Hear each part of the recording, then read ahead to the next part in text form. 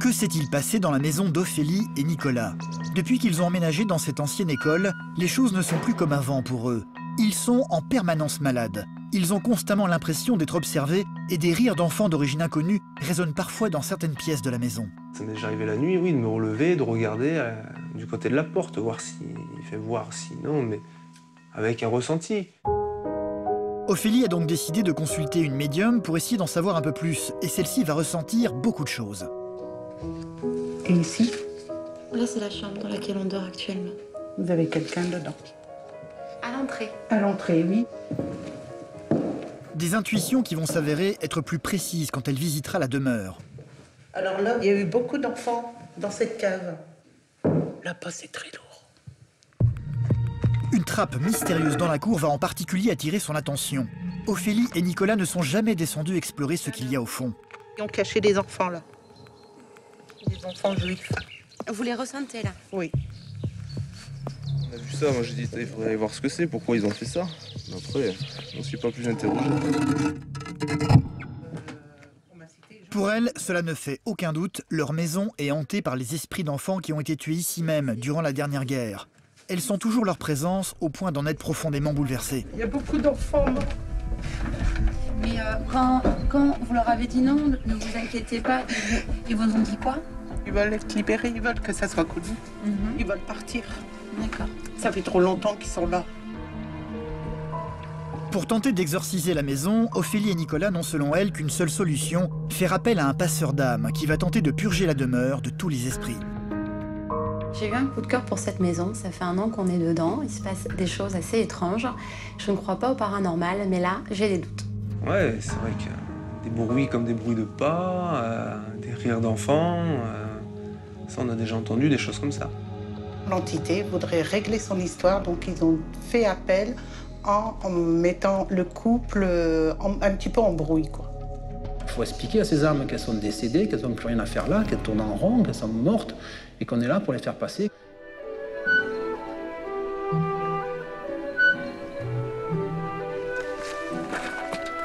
Donc la première fois qu'on est passé devant cette maison, on a dit que c'était la maison de nos rêves et qu'on avait envie de vivre dedans. Voilà, c'était ma maison.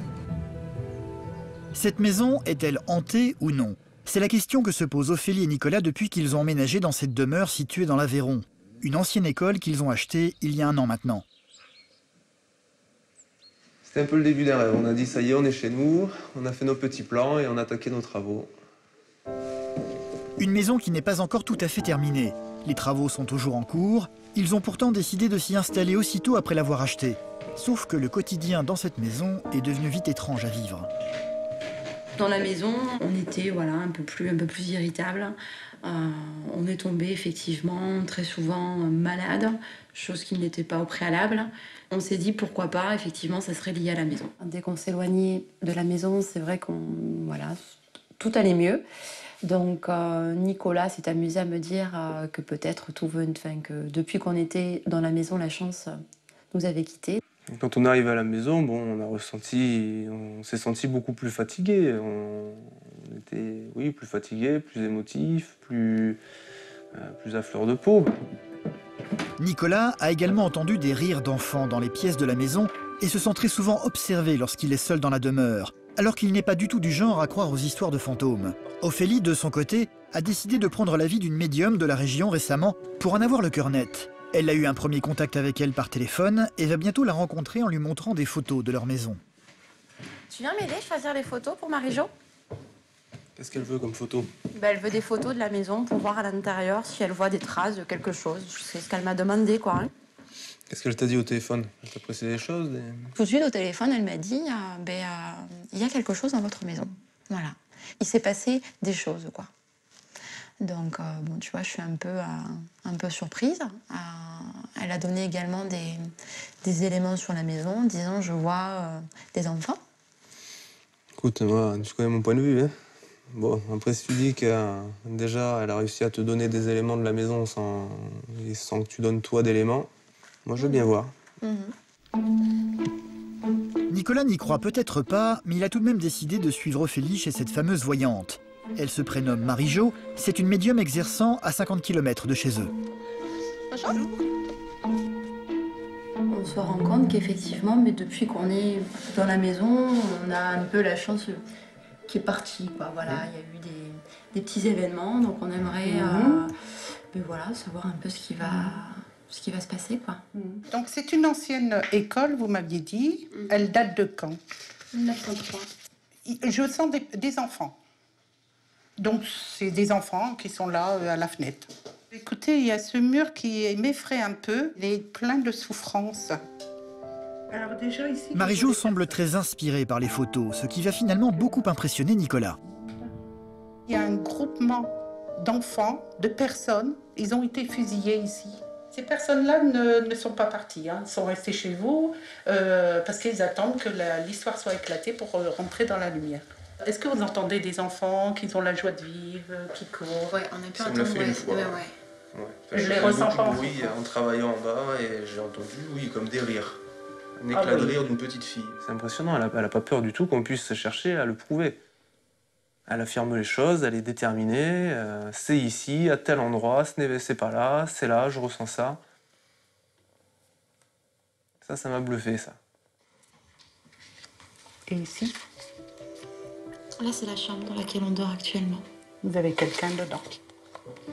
Vous avez une personne qui est à l'entrée de votre chambre. À l'entrée. À l'entrée, oui. Ce qui est marrant, c'est qu'elle ne rentre pas. Elle est juste à l'entrée, elle ne rentre pas dans votre chambre. Vous pouvez certainement la sentir. Est-ce qu'elle fait des bruits? Est-ce qu'il y a des choses qui vous interpellent dans cette maison? C'est vrai qu'il y a eu des bruits, quoi, au niveau de la maison. Moi, c'est souvent la nuit où j'ai eu cette impression.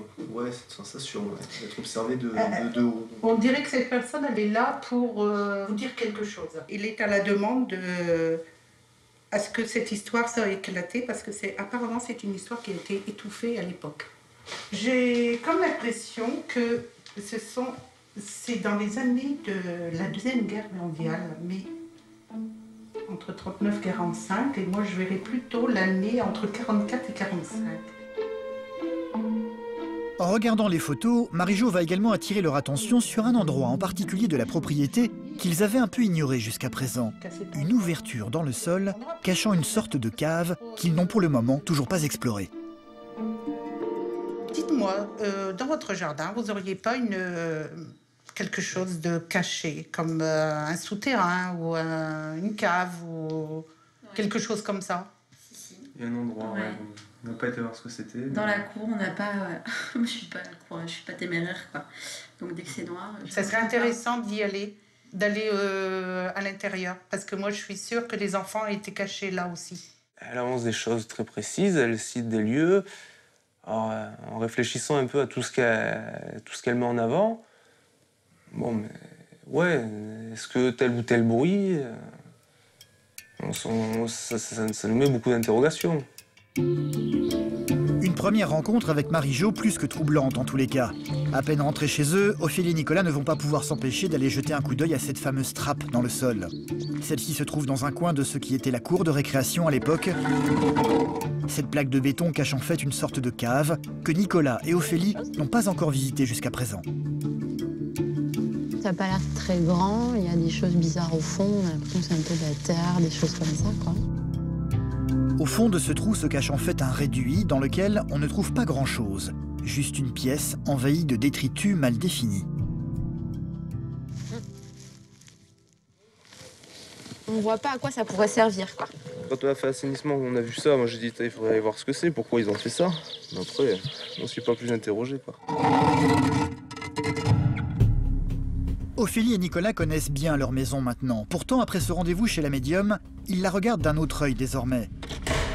La nuit venue, tout devient inquiétant à l'intérieur, à commencer par cette pièce où Marie-Jo a vu la présence de 2 enfants. Écoute, elle nous a désignés ici, où elle avait vu les 2 enfants jouer ici. Mais toi, les ombres que toi t'as vues, c'était où? Eh ben, c'est plus dans le couloir, en montant les escaliers. Ils vont également retourner dans la pièce au rez-de-chaussée dans laquelle Nicolas a entendu des rires d'enfants par le passé. Bon, je te dis, j'avais la ponceuse qui me faisait un bruit fou dans les oreilles. Bon, c'est vrai que là, j'ai éteint la ponceuse et je me suis posé des questions de savoir ce qui se passait en haut. Mais après, quand Marie-Jo, elle me dit les enfants qui jouent dans la maison, ça m'a fait penser à cette fois-là, à cette histoire-là. Après.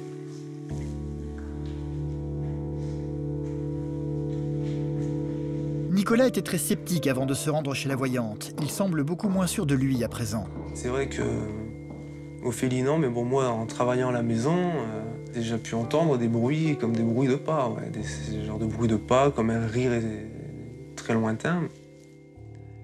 Bon, ça, ouais, elle est capable de nous faire nous interroger, même les plus sceptiques, parce que moi, j'y croyais pas du tout avant d'aller la voir. C'est moi qui a été à l'initiative de la démarche. Et c'est vrai que c'est Nicolas tout de suite qui a essayé de faire les rapprochements entre ce qu'a pu dire Marie-Jo et ce qu'on a pu vivre au niveau de la maison par rapport à cette ombre qui nous guettait, donc le fait qu'il se sentait épié pendant son sommeil, par rapport à ces rires d'enfants, le fait que les personnes voulaient rentrer en contact avec nous. Marie-Jo, leur voyante, semble convaincue qu'il s'est passé quelque chose de grave dans leur maison durant la Seconde Guerre mondiale. C'était alors une école. Ophélie va donc essayer d'en savoir plus sur l'histoire de leur demeure. Est-ce que des enfants juifs auraient été cachés dans le bâtiment durant la guerre? Elle va tout d'abord s'adresser à l'Office du tourisme de la région. Je viens vers vous en fait pour avoir des renseignements au niveau de l'école de mon village.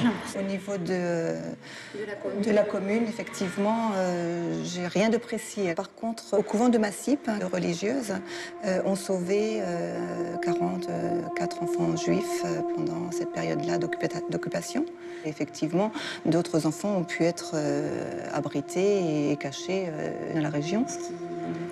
M'interpelle aujourd'hui, c'est qu'effectivement, au niveau de la cour, on pensait que c'était une simple canalisation qui passait. Oui. Et il y avait une trappe, en fait. Et en soulevant la trappe, ça fait une cavité. Dans ce couvent, il y a une trappe, une sorte de galerie, et c'est là qu'ont été cachés les enfants. Cette dame de l'Office du tourisme va d'ailleurs amener Ophélie dans le fameux couvent pour lui montrer l'endroit où ont été cachés les enfants.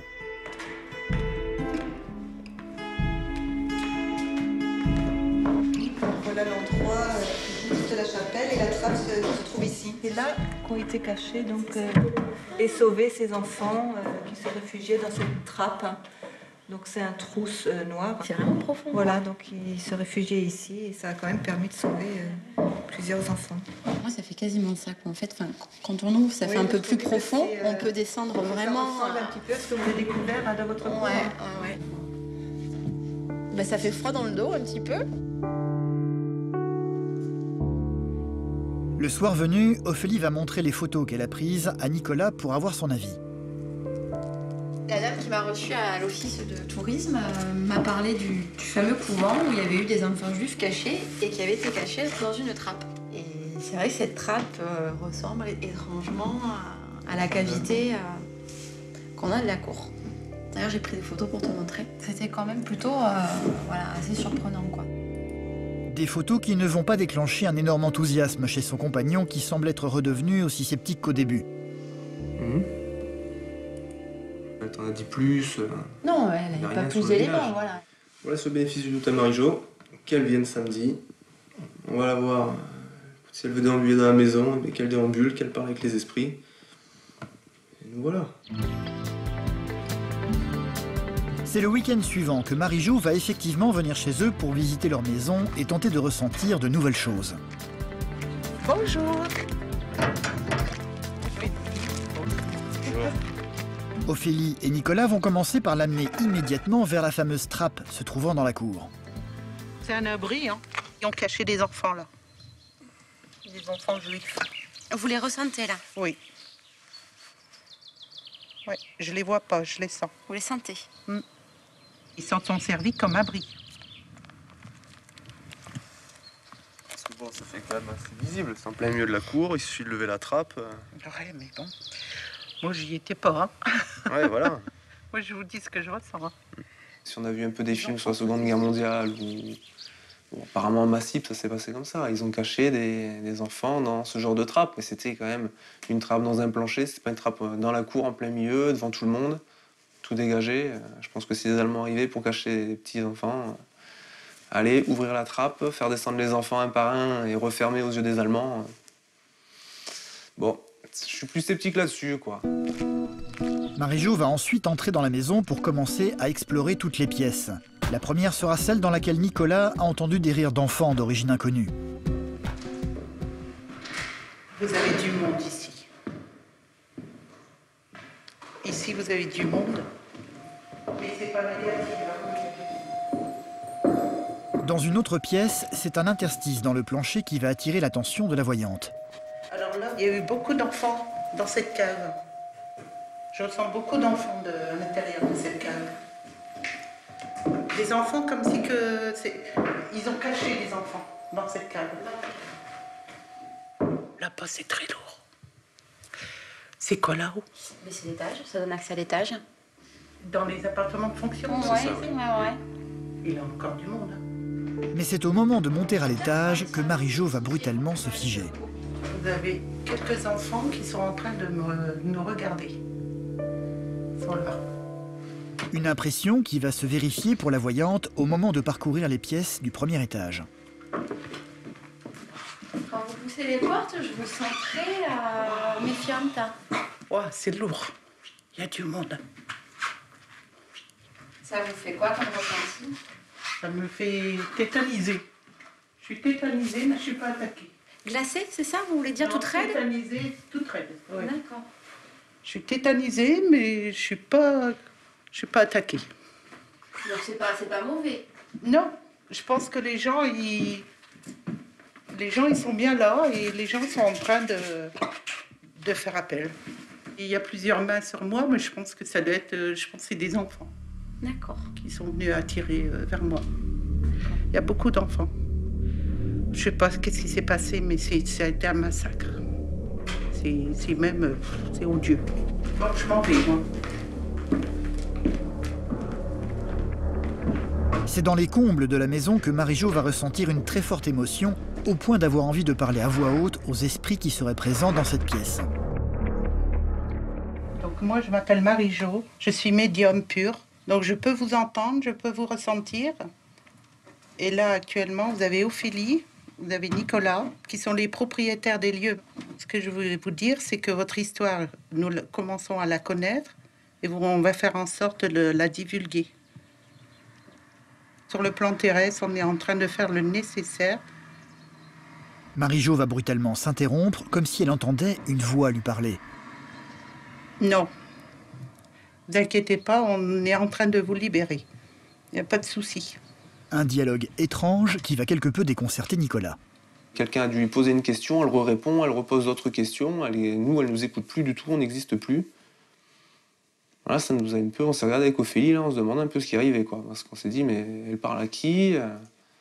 Qu'est-ce qui s'est passé? Marie-Jo va finir par quitter les combles, submergée par l'émotion. Qu'est-ce qui s'est passé, Marie-Jo? Il y a beaucoup d'enfants morts. Mais quand vous leur avez dit non, ne vous inquiétez pas, ils vous ont dit quoi? Ils veulent être libérés, ils veulent que ça soit connu. Ils veulent partir. D'accord. Ça fait trop longtemps qu'ils sont là. Quand Marie-Jo s'est mise à pleurer, c'est vrai que bon, on se dit mince quoi, c'est pas du cinéma, elle ressent des choses, elle s'est mise à trembler, elle s'est sentie vraiment transpercée par ses âmes quoi. Il y a une dernière chose que Marie-Jo avait envie de voir, un endroit qu'elle avait aussitôt remarqué sur les photos. Un mur se trouvant dans le jardin, non loin de la route. Alors là, il y a ce mur qui m'a appelé. Il y a eu énormément de personnes fusillées ici. On ne voit pas de traces, il n'y a pas de traces de balles. Oui, mais comme vous pouvez remarquer, vous avez les joints qui ont été refaits d'en bas par rapport à là-haut. Ça a été dissimulé quoi. Oui, vous êtes les seuls. La voyante va finir par leur faire une proposition. Elle ne sait pas comment faire pour chasser les esprits de leur maison, mais par contre, elle connaît une personne qui serait capable d'y parvenir. Il faudra faire appel à Eric, qui est le passeur d'âme. Ouais, C'est quoi un passeur d'âme? Alors un passeur d'âme, il a ses propres énergies, donc il va construire avec sa puissance énergétique une grande porte blanche où là il y a le tunnel que vous pouvez faire passer les âmes. Et nous on le voit ça? Non, Non. non. C'est, Il n'y a qu'Eric qui peut le voir. Et vous le voyez pas non plus? Non plus. Une proposition que Nicolas et Ophélie vont avoir un peu de mal à accepter. Cette histoire d'enfants cachés pendant la guerre mérite d'être vérifiée. Ophélie va donc continuer l'enquête qu'elle avait commencée à l'Office du tourisme. Elle a décidé aujourd'hui d'aller parler aux anciens du village, en commençant par Robert. Bonjour. Je suis Ophélie, la personne qui a racheté l'ancienne école.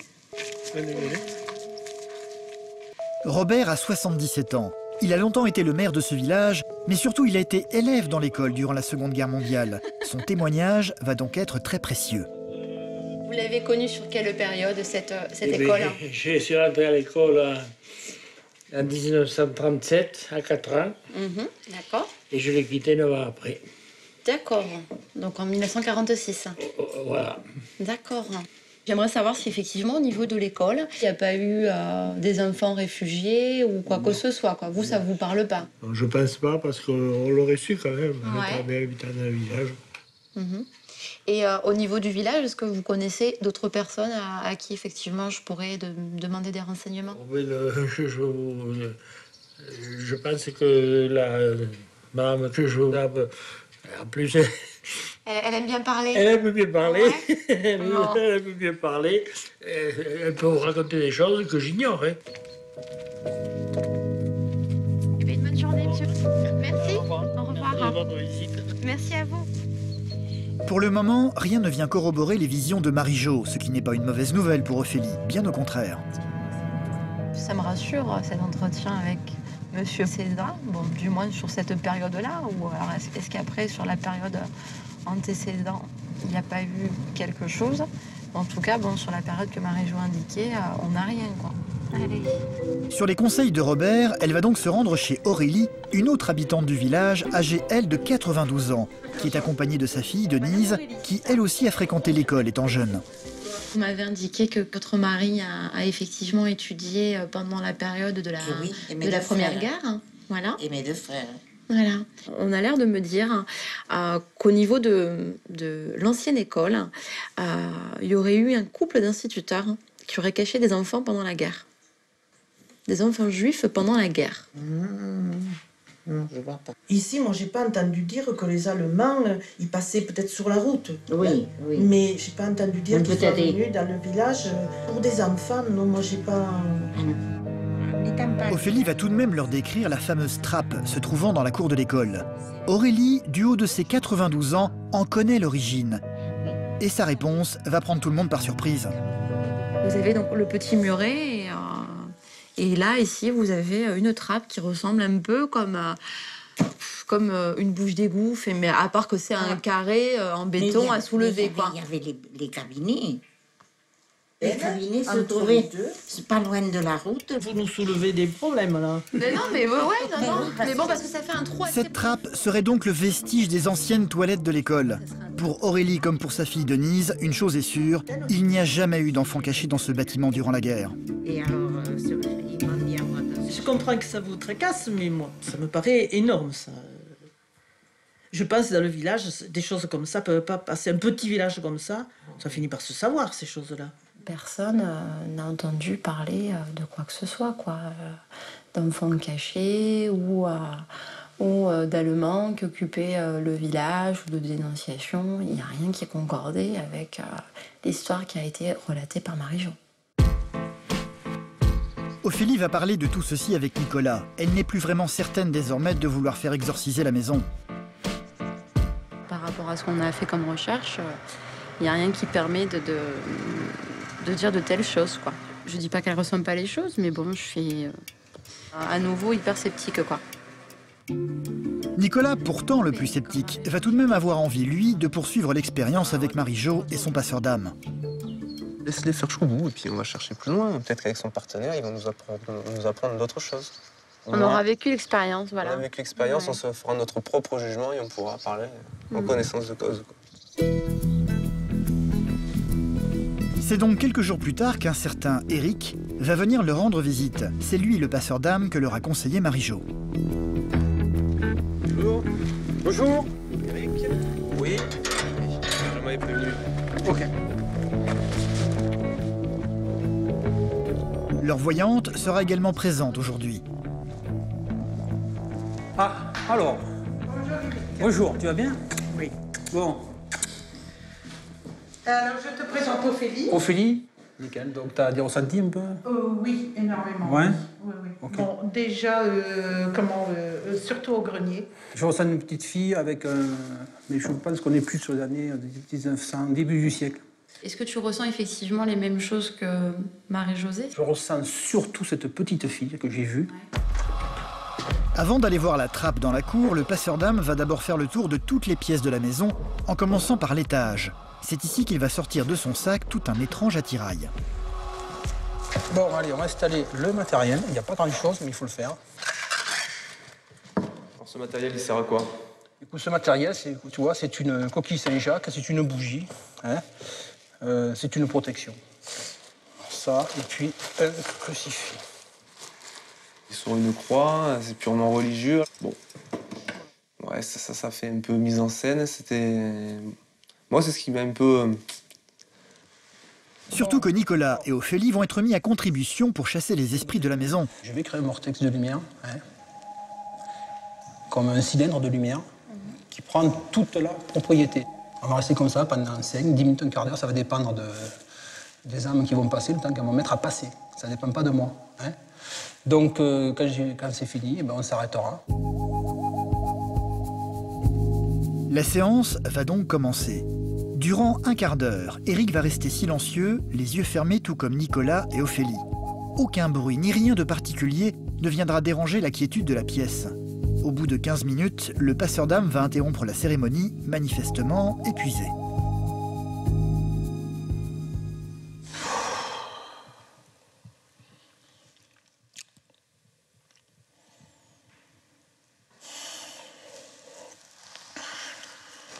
Nicolas et Ophélie sont très sceptiques. Éric, lui, semble pleinement satisfait. Ressenti? Il y a du ressenti ou pas? Pendant la cérémonie, j'ai pas ressenti d'énergie, de choses particulières, quoi. J'ai juste fermé les yeux, fait le vide et ça a été un moment de relaxation. Rester, je sais pas, 10 minutes ou un quart d'heure les yeux fermés, comme ça. Ouais, ça peut ressentir... Ouais, on ressent beaucoup de choses, la tête qui tourne un peu, des trucs, mais comme tout le monde, je pense que s'il reste assis, les yeux fermés pendant un quart d'heure... Pour finir le travail, Éric va procéder à une dernière chose, brûler de la sauge, pour ensuite diffuser la fumée dans chaque pièce de la demeure. On va commencer à enfumer toutes les caves, ensuite on va monter étage par étage, pour finir dans le grenier.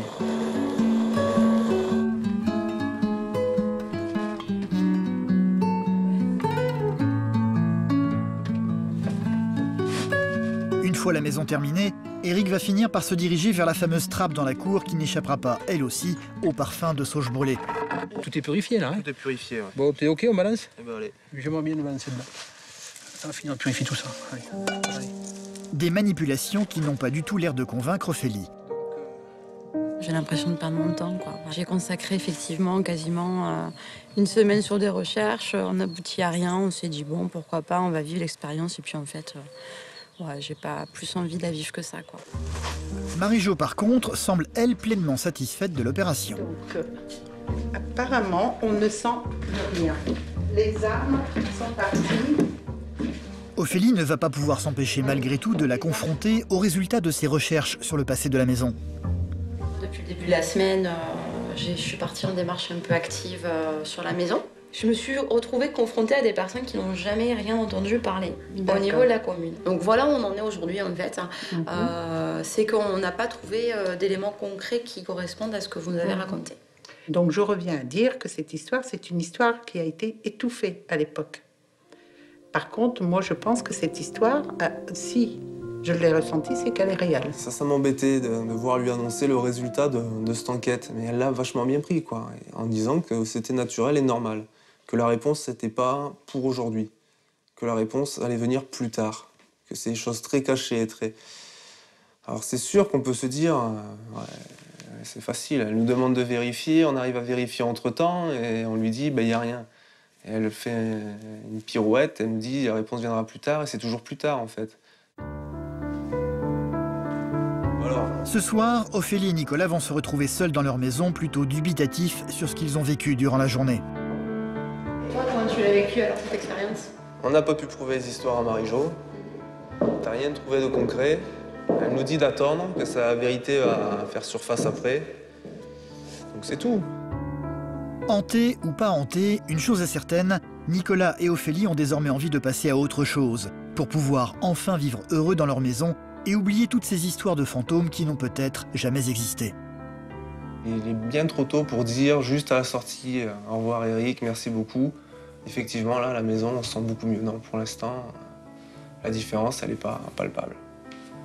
Je suis convaincue et persuadée que la maison n'est pas hantée, que tout se passera bien et que tout commence justement à bien se passer puisqu'on arrive bientôt à l'achèvement des travaux. Donc c'est vrai que c'est un point en moins et voilà, après ça sera que du bonheur.